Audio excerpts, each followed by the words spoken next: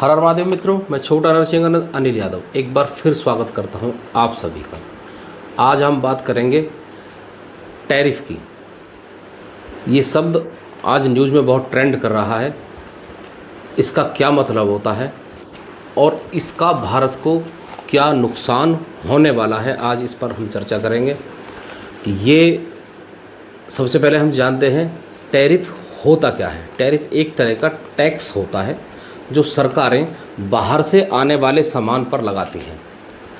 जैसे मान लो हमने अमेरिका से कोई मोबाइल या कोई खिलौना हमने 10,000 रुपये में ख़रीदा।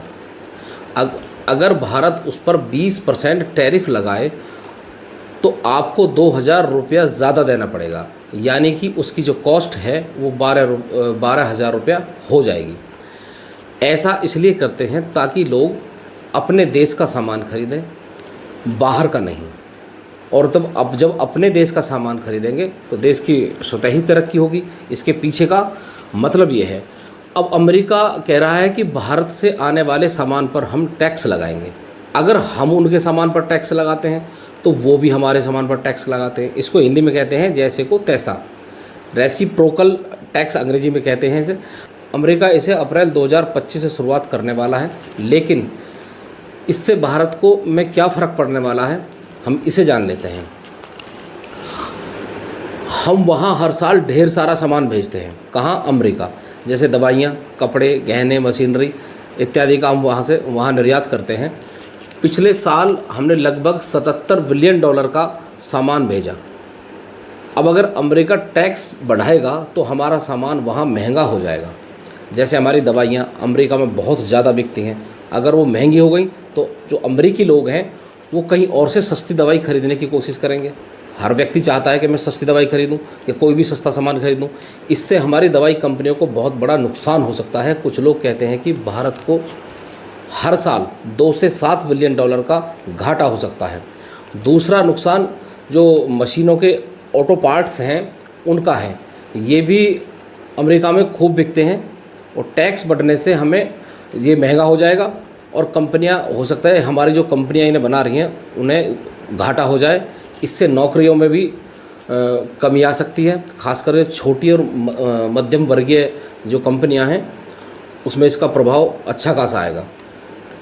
इसका हमारी जेब पर भी असर पड़ सकता है। अगर भारत अमेरिका से आने वाले सामानों पर, जैसे आईफोन है, पेट्रोल है, इस पर टैक्स लगाता है तो ये चीज़ें महंगी हो जाएंगी।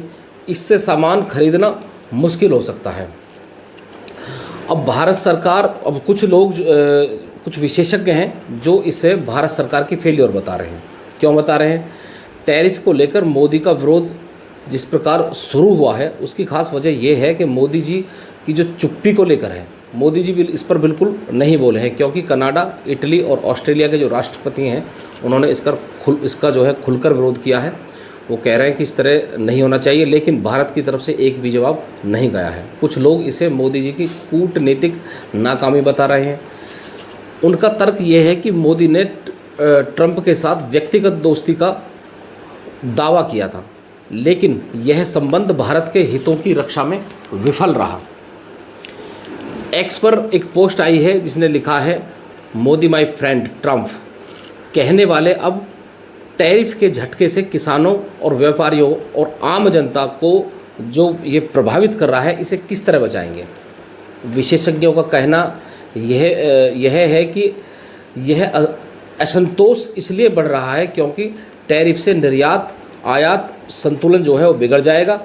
इसका असर छोटे व्यापारियों, किसानों और जो मध्यम वर्गीय हमारा पूरा उद्योग है उस पर पूरी तरह से पड़ने वाला है।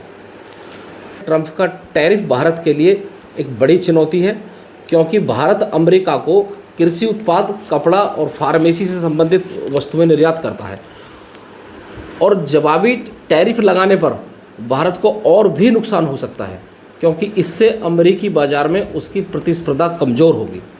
कुछ विशेषज्ञों